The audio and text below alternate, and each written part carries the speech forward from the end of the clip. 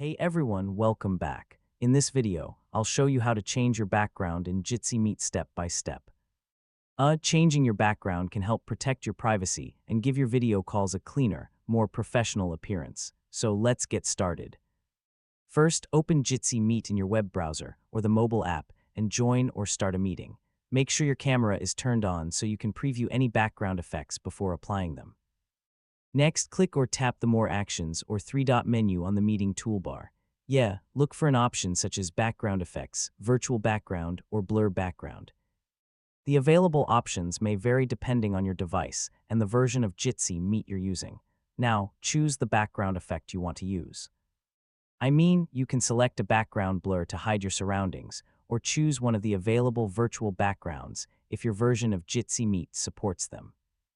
Some devices may also let you upload a custom background image.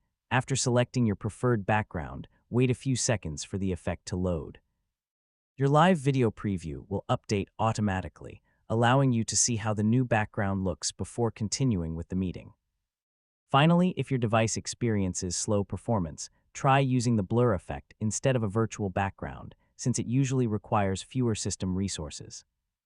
You can return to the same menu at any time to change or remove the background effect, and that's it.